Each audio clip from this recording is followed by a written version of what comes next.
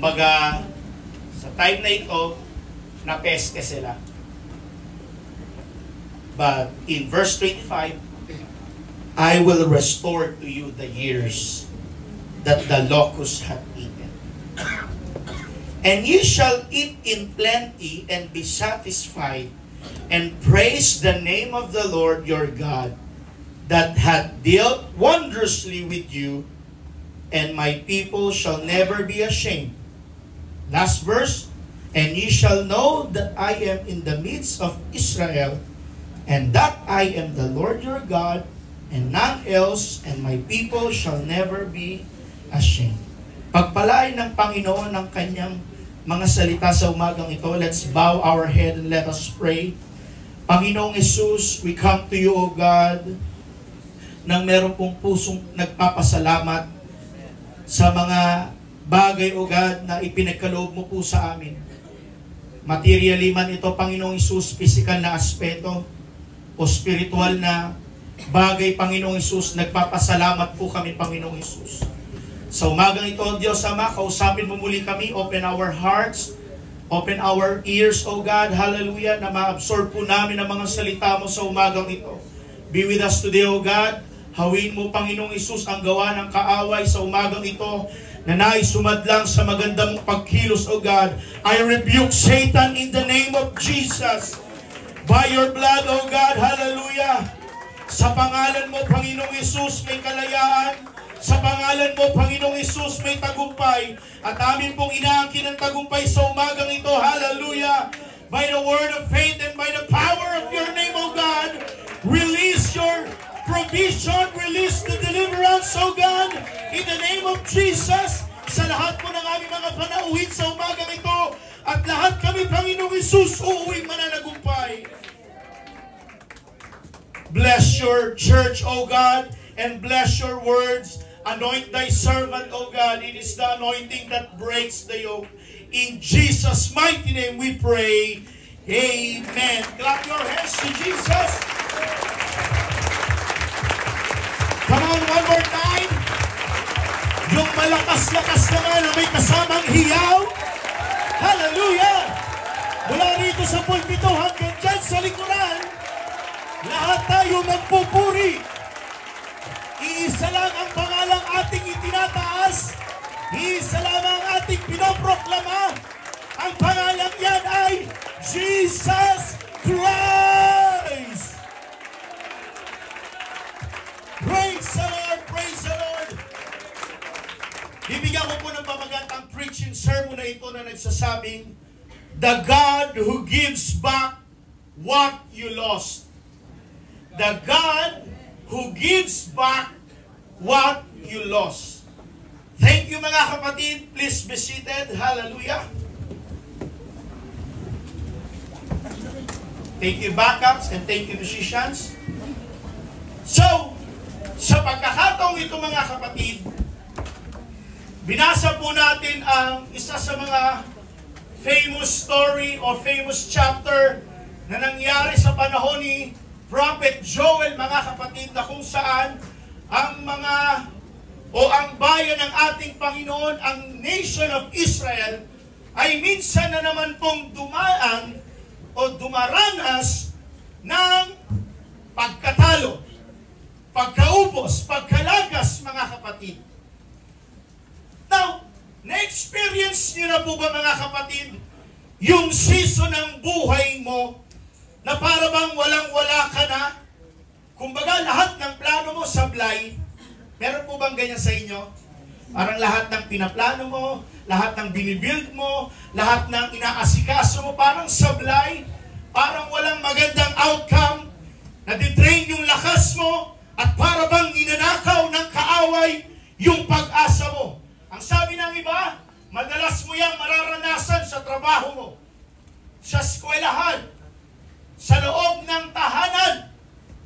Tanungin ko pala kayo mga kapatid, excited pa ba kayo umuwi sa inyong mga tahanan? Parang konti na nag-amen na. Excited pa ba kayong umuwi sa inyong mga tahanan? Amen? Sino dito buong pamilya sabay-sabay pang kumakain sa lamesa? Meron pa ba? Kayo na tatay, kayo na nanay, magulang, nagagather pa ba natin ang ating mga anak na sabay-sabay tayo kakain ng tanghalian? Sabay-sabay tayo kakain ng hapunan? Kaya pa ba? Pwede ba nating ibalik yun sa kanya-kanyang nating mga tahanan? Amen? Sino dito mag-asawa nag-uusap pa bago matulog? Dapat magkaroon kayo ng kahit small conversation ng asawa mo. Pwede kayo mag-evaluate ng ginagawa niyo buong araw. Okay ba ang ginawa ko? May nasabi ba akong ganito? Maganda yun mga kapatid. Kamustahan. Ginagawa po ba natin yan mga kapatid? Na imbis sa tahanan, na magkaroon ka ng peace of mind, na ikaw na tatay, ikaw na nanay, uuwi ka galing trabaho, makita mo tambak yung hugasin, tambak yung labahan, tambak yung kalat, ano pa bang tambak na yan? Tapos makita mo yung panganay at yung bunso mong anak nagse-cellphone buong magdamag. Ano mararamdaman mo doon, brother Andrew? Diba? Imbis hahanapin mo sa tahanan, peace of mind. Wala ka na matagpuan. Kaya ang sabi ng iba, madalas mo daw yan maranasan sa trabaho, sa pag-aaral, sa eskwelahan, sa loob ng tahanan, at mismo sa loob ng church. Yun bang linggo-linggo ka namang nagsasamba, pero lahat ng efforts mo, lahat ng ginagawa mo, parang pakiramdam mo, it's just a waste of time? Amen? Para ka naglalakad sa treadmill na walang katapusan, para mong hinahabol yung hangin na wala namang patutunguhan. Alam niyo ba mga kapatid, Israel, hindi si Israel Wafra, Israel, the nation of Israel, knew this very well. Why? For the longest time, taon-taon, dekada-dekada ang lumilipas, ilang siglo na po ang nakakalipas, generation by generation, hindi pa rin po makaalis sa cycle ang bayan ng ating Panginoon. Alam nyo ba, ang gap ng Exodus to the time of Prophet Joel, sinerch ko siya mga kapatid, marami pong interpretation, but I conclude na ang gap ng Exodus to the time of Prophet Joel is something 500 to 800 years ang gap. Ibig sabihin, 500 to 800 years, nasa ups and down pa rin sila. Nasa twist and turn, and nasa high and lows pa rin ang bayan ng ating Panginoon sa kanilang mga journey. Ang haba mga kapatid. Sa sobrang haba ng journey nila, ang bayan ng ating Panginoon, victory defeated. Defeated victory. Mananalo, matatalo. Matatalo, mapapanalo ang laban. Kumbaga, sanay silang manalo, sanay din silang matalo. And in the time of Joel, a great locust plague devastated their lands. Kung sa World War II, may great Holocaust. Sa time ni Prophet Joel, may great locust naman. Yung kanilang mga pananim, yung kanilang tinataniman, at yung kanilang kasiyahan, ay nawala po mga kapatid. Yung kanila pong hanap buhay, yung kanilang source ay nawala. Dahil sa Joel chapter 1, ipinagluluksa po ng Israelites ang pagkawasak po ng kanilang mga pananim. Bakit? Bakit po sinira ng mga balang ang kanilang pananim? Marahil ang tanong nyo mga kapatid, why did the great locust plague happen in Prophet Joel's time? The answer is, it was God's judgment for sin. It was God's judgment for sin. Alam niyo ba mga kapatid, napansin ko, pag nagpapataw ng hukom ang ating Panginoon sa kanyang bayan, it is just a visible sign of God's discipline. Pag tayo mga young people, dinidisiplina tayo ng ating mga magulang, mahal ka niyan. Hindi ibig sabihin mga young people kapag pinapalo tayo ng ating mga magulang, hindi ka na niyan mahal. To the point, kaya tayo pinapalo minsan, kasi para matuto tayo, para matutunan natin yung ating mga pagkakamali, at para ma-express ng ating mga magulang na mahal kita, ayaw kitang mapahamak. Parang ganun din ang ating Panginoon sa atin.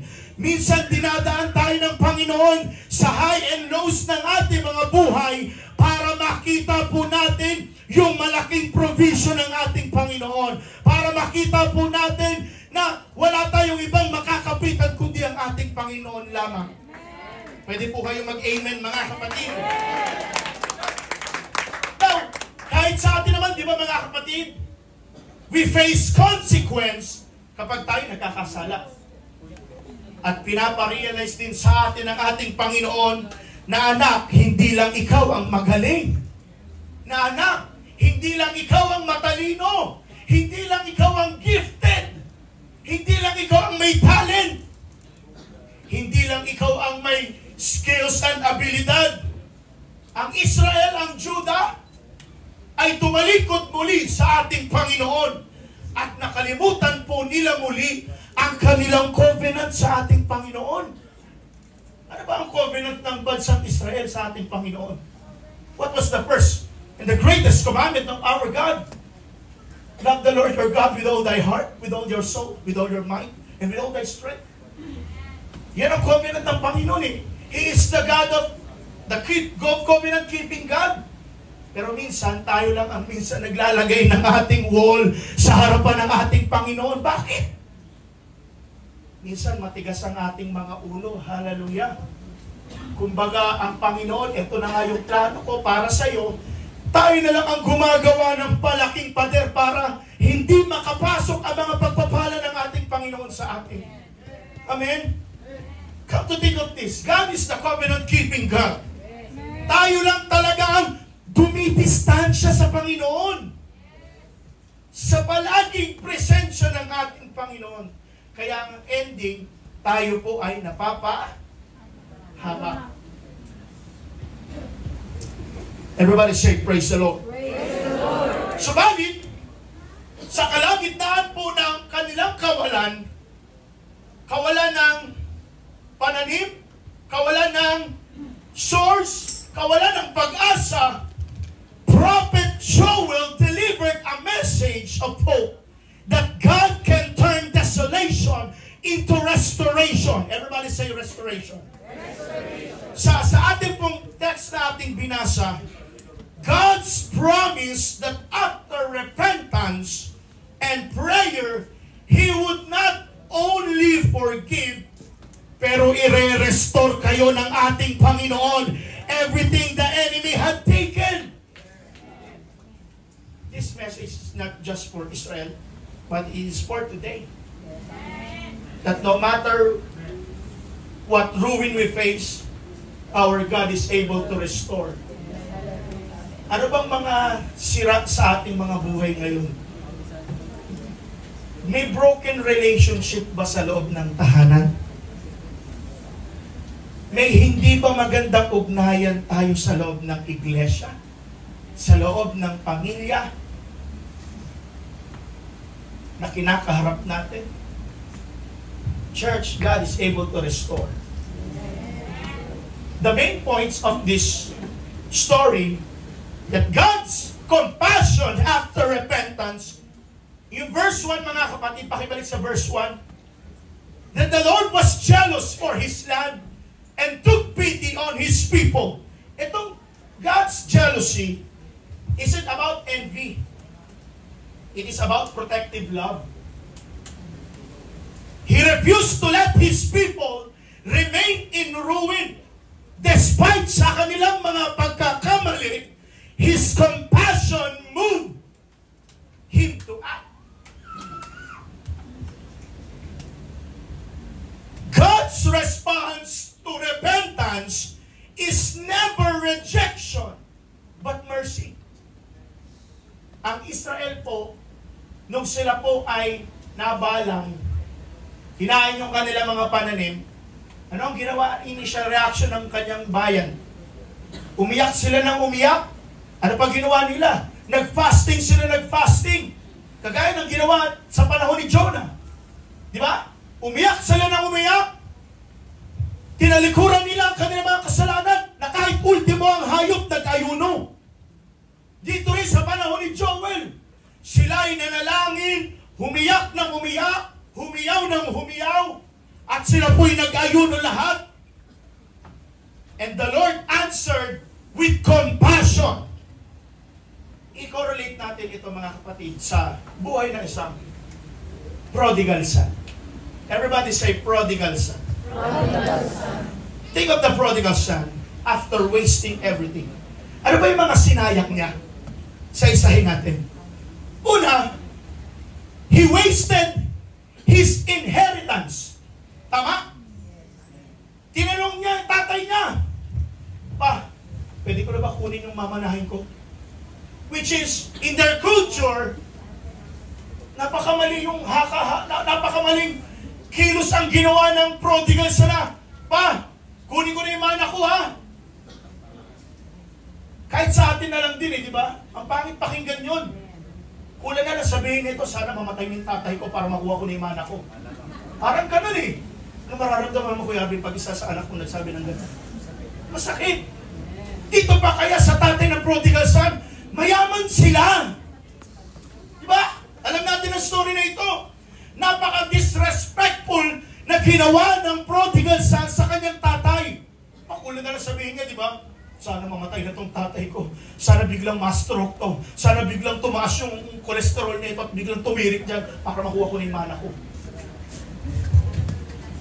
Pangalawa, he wasted his time.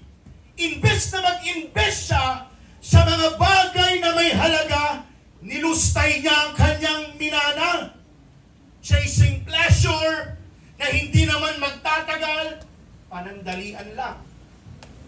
Hello? Pangatlo, he wasted his identity. Anak siya.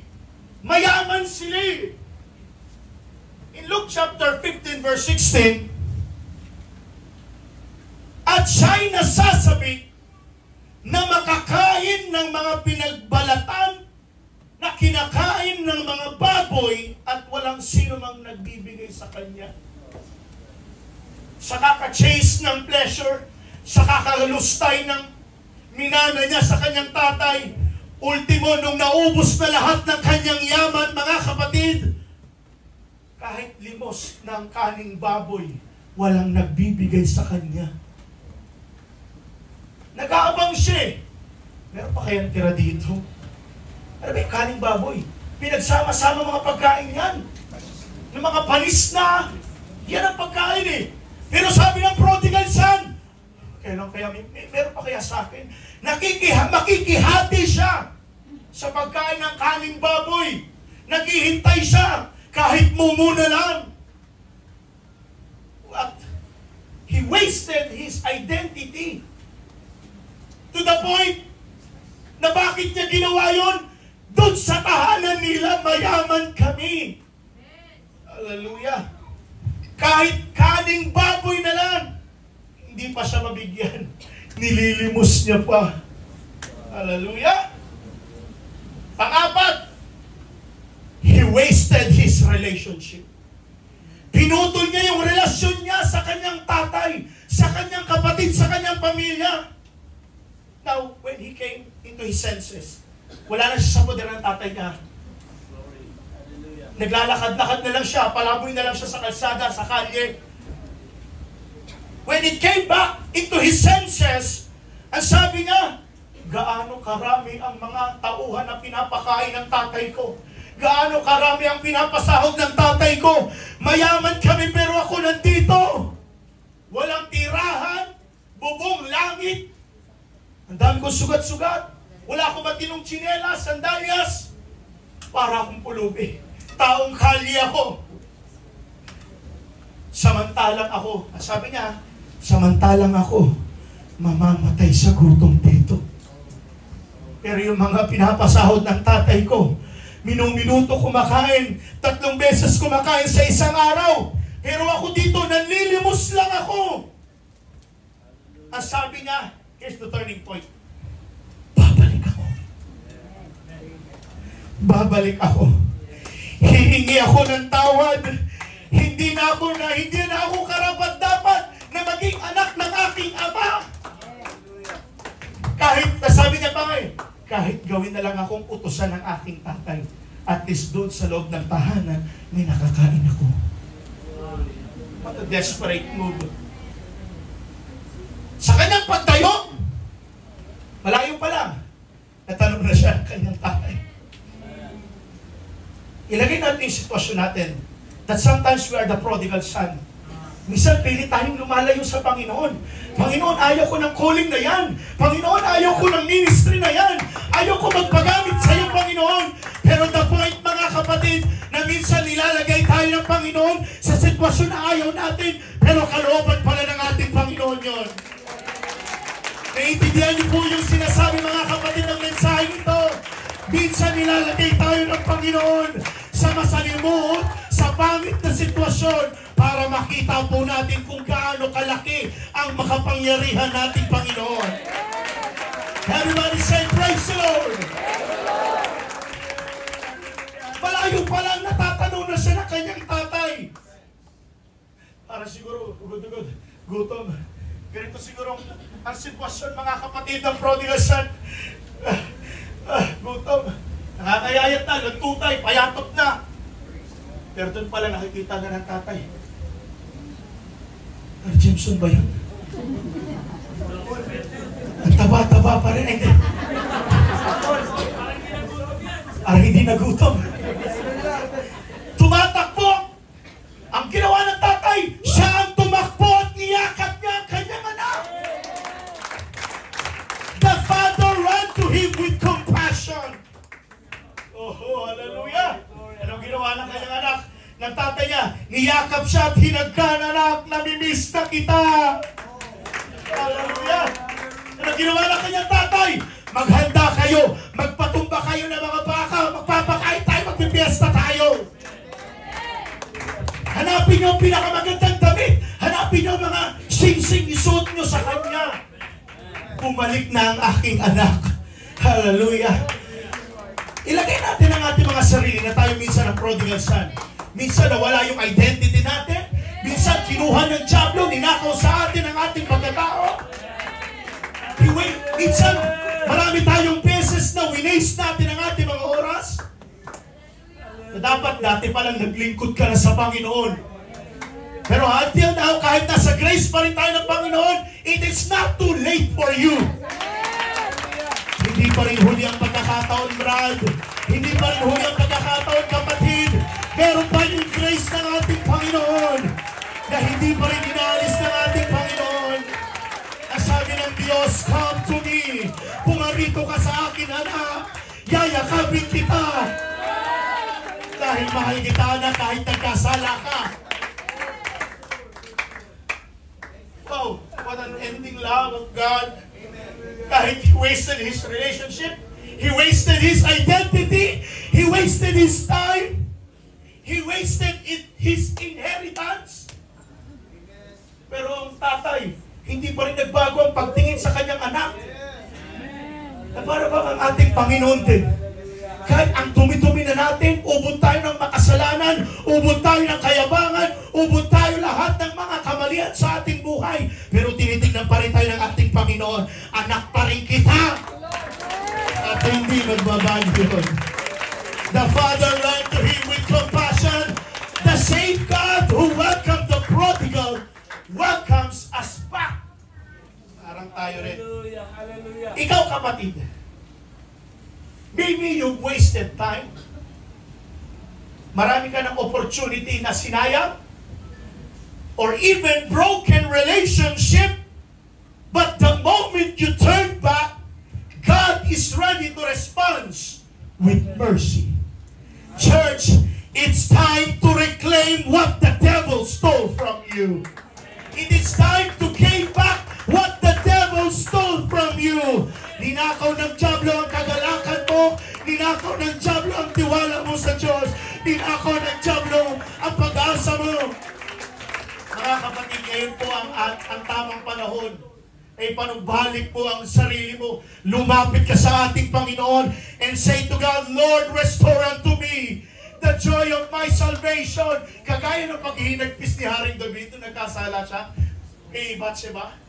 Ang sabi niya, Lord, restore unto me the joy of my salvation.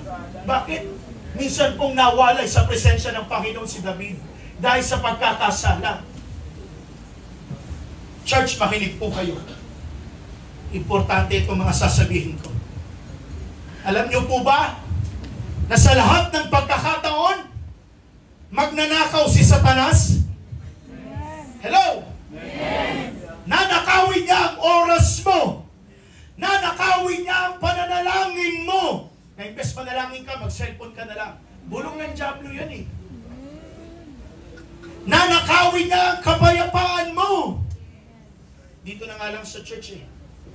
Gustong nakawin ng Diablo ang atensyon mo habang nakikinig ka ng Word of God. Ayaw niyang nakikinig ka ng salita ng Diyos.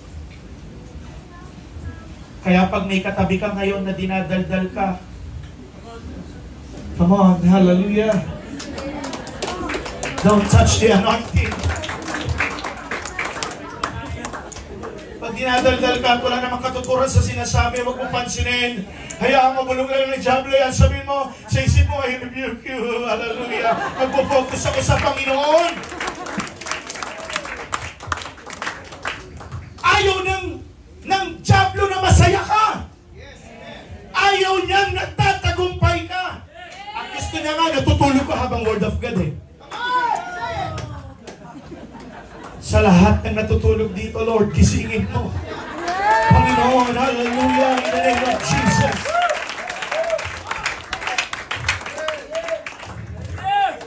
Sabi ng mga, di ko makalimutan lagi yung pinag-preach natin, mga kapatid, ang sabi niya, gusto nyo makatulog ang miyembro nyo, makinig ng Word of God.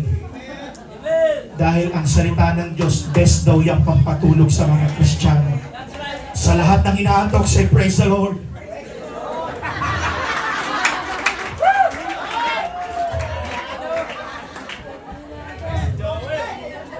Grabe ka, Prophet Joel.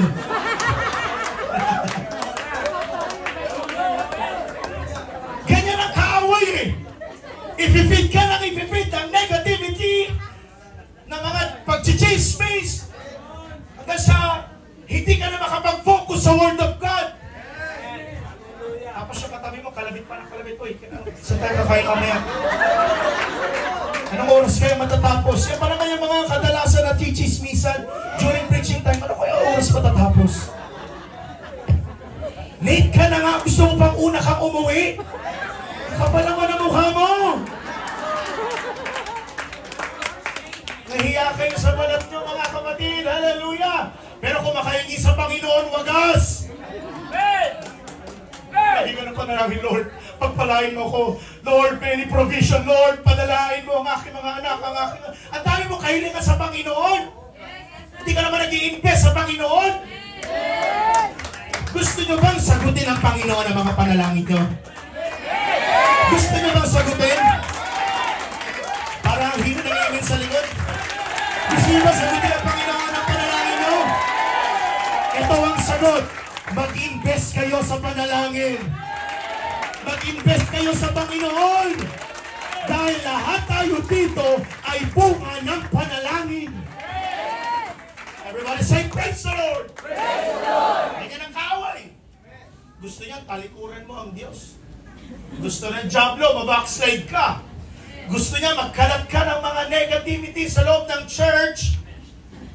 Sabi ni David, ibalik mo sa akin ang kagalakan ng iyong pagliligtas, Panginoon.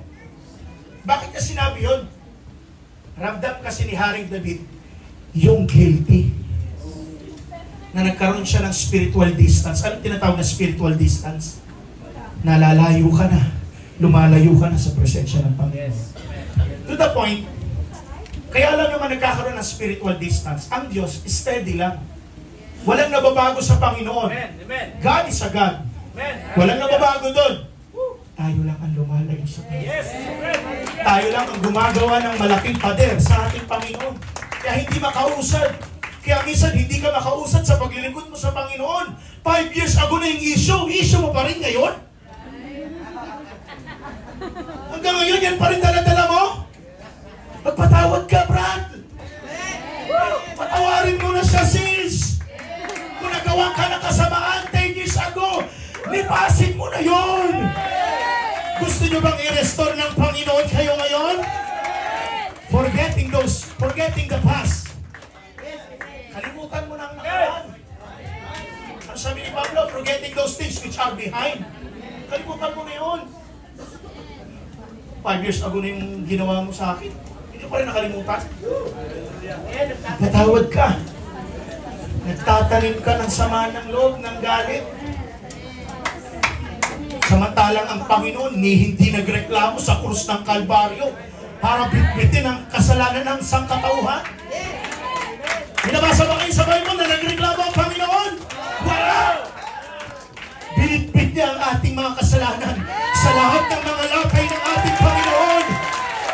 Yung koronang may tinig, yung bawat latay, hagdalos, pangungutya, pagdudura, lahat panlalait, sinambot lahat ng ating Panginoon para pagbayaran ang ating mga kasalanan. Now ang tanong, sino tayo ngayon sa harapan ng Diyos para magmalaki? Isa tayong uhod, isa tayong maruming basahan sa harapan ng ating Panginoon. Wala tayong pwedeng ipagmalaki. He is the God of creator. He is the source of all blessing. He is the God of provision. He is the God of deliverance. Come on, purihin natin ang ating Panginoon. Naririto ang ating Diyos. Hallelujah. I-restore ng Panginoon ang mga panahong ninakaw sa'yo ng Diablo. Clap your hands to Jesus.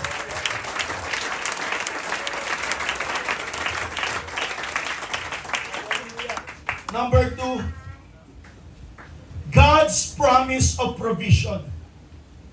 God said, I am sending you grain, new wine, and olive oil, enough to satisfy you fully.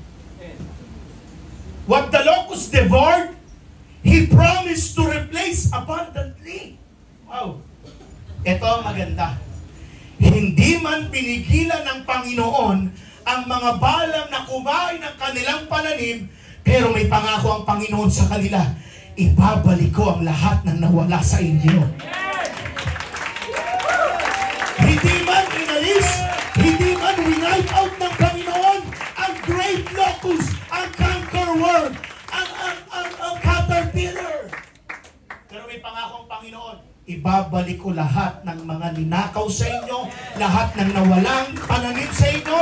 Ano ang sabi? Babalik ko ng doble. Oh, hallelujah. Maganda ang pangako ng Panginoon. Maging matapat lang kayo sa Panginoon. Gusto niyo ng double portion of anointing? Gusto niyo na 100-fold of blessing? Magpakatapat kayo sa Panginoon. Hindi lang sa pag-worship nyo, kundi sa pag-iikapo nyo rin. At hindi lang sa pag-iikapo nyo rin, sumunod kayo sa kabanalan ng ating Panginoon. Nandyan pa kayo mga kapatid? Sabihin mo sa katabi mo, ibabalik ng Diyos ang lahat ng nawala sa iyo. Come on, let's prophesy it. Ibabalik ng Diyos ang lahat ng nawala sa iyo. Come on, let's claim it. Come on, say in the name of Jesus. Pwede ba natin sabihin, in the name of Jesus. Ibabalik ng Panginoon lahat ng nawala sa iyo. Lahat ng ninakaw ng Diablo. Si Satanas magnanakaw ng oras. Si Satanas magnanakaw ng oras ng panalangin. The Bible says, ibabalik ko lahat ng nawala sa inyo. At dodoblehin ko pa. What a provision. Binalik niya yung grain, yung new wine, yung olive oil. Ito pa. Ano ang nangyari? Nagkaroon ng great locust. Ang mga nagngangat-ngat na balang, ang mga sumisira, mga nang-aanay na balang. Anong ginawa ng Panginoon? Binalik niya ang trigo. Binalik niya ang new wine. Binalik niya ang mga olive oil. Hallelujah! At ano pang tinanggal ng Panginoon? Maski pati yung baho at mga maalingasaw na dala ng balang, inalis ng Diyos. Sa dami, milyon-milyon ang pineste sa kanila. Ang baho nun. Ganun ka nga kung mabaho. Baho yun, mga kapatid. Maalingasaw yung mga balang, yung great locust. Inalis din ng Panginoon yun. What the locust stripped away, He vowed to replace with overflowing provision. Because restoration wasn't just spiritual, but also physical and material. Hello? Everybody say, praise the Lord. Praise the Lord. Isa pang story connection in 1 Kings chapter 17. During a drought, God provided Prophet Elijah. Ano po yung story na ito? Sabi ng Panginoon, Elijah, pumunta ka sa lugar ng Zarephath. Manirahan ka ron. Pagdating niya doon, naabutan niya ang isang babaeng balok na nagwawalis, namumulot ng patpat. Puot siya ng patpat. At sabi ni Elijah, nung natagpuan niya yung babaeng balo, Manang, baka po pwedeng dalhan mo ko ng maiinom. Drought eh. Itagtuyot sa lugar nila. Sabi niya, baka pwede mo kong dalhan ng maiinom. Para makainom ako. Mapawi lang yung uhaw ko. Dalhan mo na rin ako ng kapirasong tinapay. Sabi ng babaeng balo na ito, wala ko nalutong ulam eh. Naaman eh.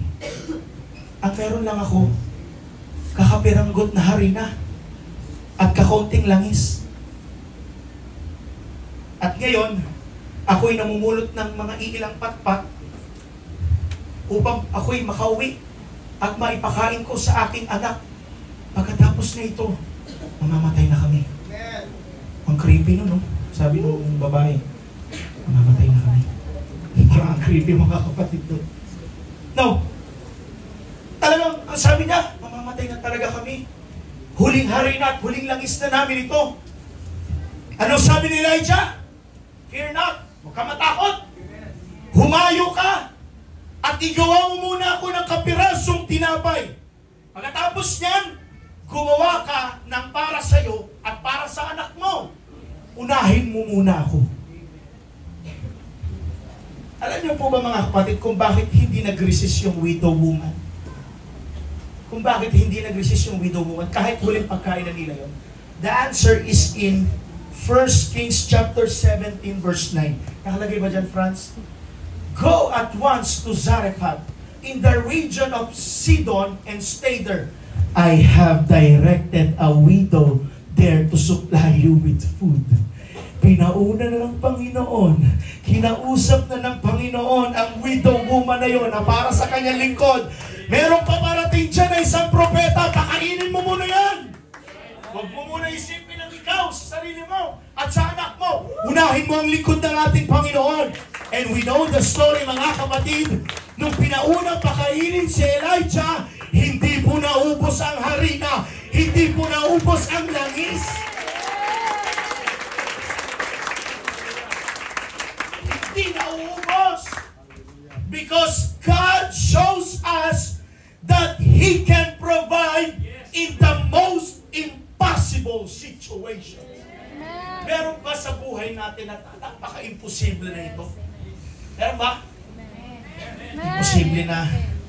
Imposible na magkaroon pa ako ng kasintahan, 30 na ako. Wow! Imposible pang makapag-open ako ng negosyo, magsi-50 na ako. May mga imposibleng sitwasyon ba sa buhay natin? God is the God of impossible things. Yes, amen. Huwag niyong kalilimutan yan. Parang pakiramdam mo, iniwan ka na ng lahat, ang Diyos hindi ka iniwan. Amen. Everybody say, praise the Lord. Praise the Lord. In times of lack, whether be it financial, emotional, or spiritual things, God's still our provider. Amen. He is the God who will provide us. He is our Jehovah Jireh. He can multiply what little we have and fill us with abundance again. And number 3, God's power to restore what was lost. I will repay you for the years the locusts have eaten. This is one of the most powerful promises in Scripture. That God doesn't just restore things, He redeems it. He redeems time. The years of pain, wasted opportunities, and brokenness are not beyond His power to turn into seasons of fruitfulness. The last Sunday preaching was about Job. Job 1:1. There was a man from the land of Uz, whose name is Job, an upright man, a righteous man, who feared God. Ang pinakamayaman sa balat ng lupa. Nilatag sa Job chapter 1, lahat ng kanyang mga ari-arian, ang lahat ng kanyang mga hayop, hindi pala hayop, mga hayop, minention doon, at kung gaano siya kayaman, kung gaano siya katanyan.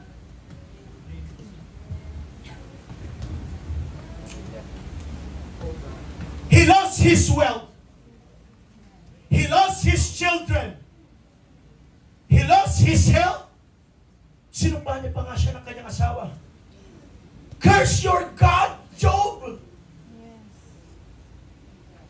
But the devil thought he could destroy Job's faith. Hindi pala. But even his faith, Job declared, naked came I out of my mother's womb. Naked will I came back thither. The Lord had given, the Lord had taken away. Blessed be the name of the Lord. Akala ng Job, mga kapatid, magpapakamatay na si Job. Kumuha siya ng isang malak na tulos, mga kapatid. Isang tibak, hallelujah. Akala niya, magpapakamatay ka na, Job. Go, come on, bring it on! Pero ang sabi ni Job, kung ba't akong lumabas, sa bahay sila pupunan ng aking nanay, ganoon din ako babalik sa Panginoon. Ang Diyos ang nagbigay, at ang Diyos ang may kakayanang magbawi, purihin pa rin ang Panginoon.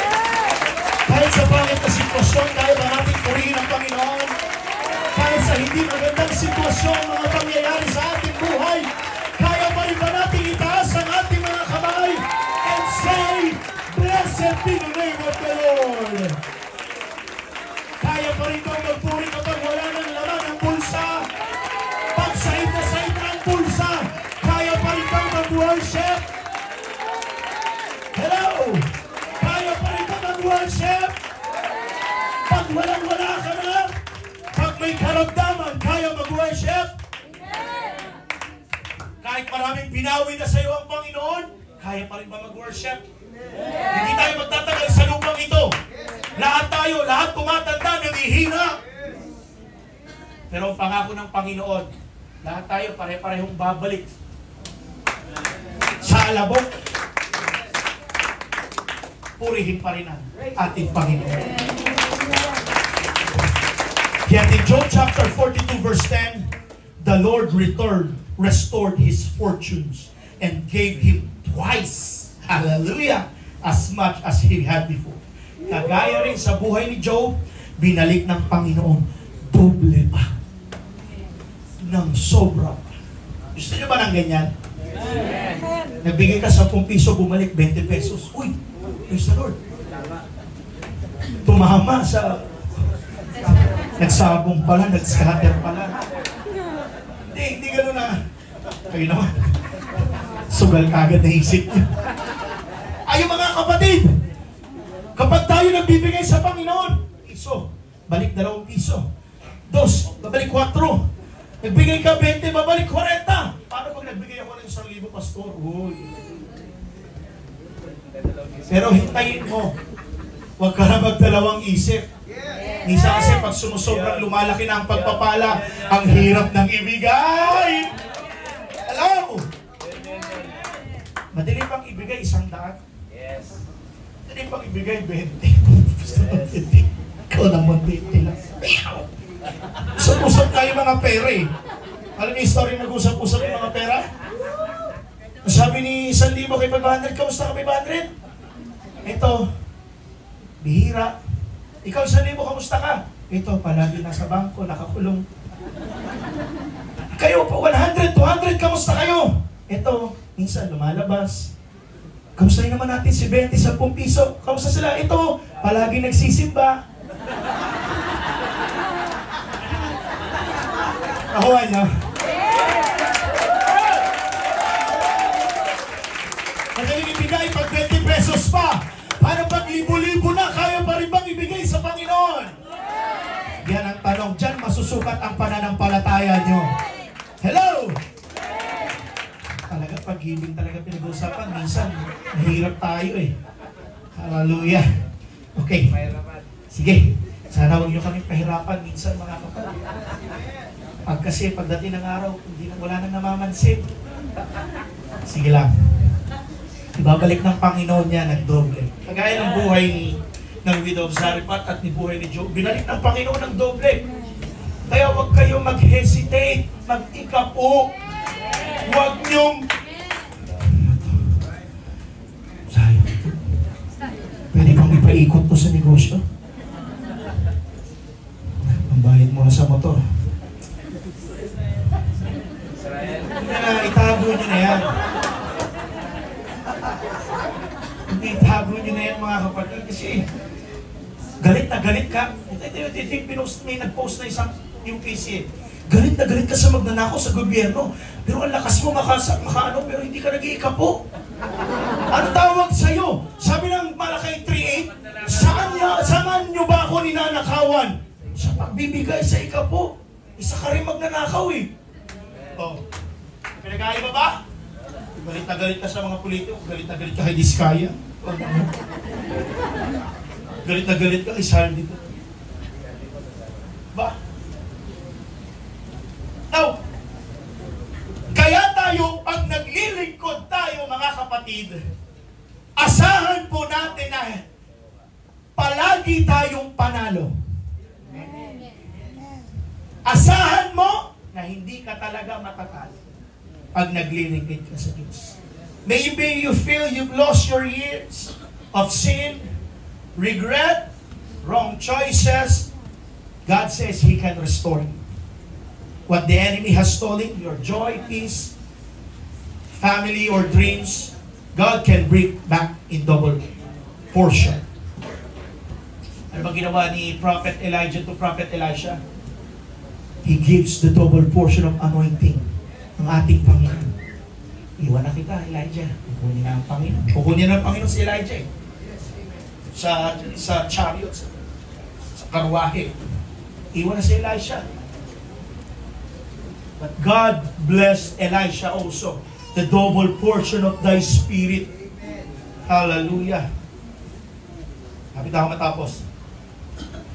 Now, Joel chapter 2 verse 27 ends with these words, at inyong nalalaman na ako'y nasa gitna ng Israel at ako ang Panginoon ninyong Diyos at wala nang iba at ang aking bayan ay hindi na muling mapapahiya. Grabe ang restoration. Grabe yung pag-build muli ng Panginoon sa kanyang bayan. Na kahit ito mga anak ko, mga pasaway, mga paulit-ulit, hindi nakikinig sa instruction, mahal ko pa rin ito. Parang tayo mga kapatid. Kahit minsan makulit tayo, pasaway, minsan palaging late, mahal ka pa rin ng Panginoon. Kahit minsan hindi ka nagre-respond sa preaching, mahal ka pa rin ni Lord.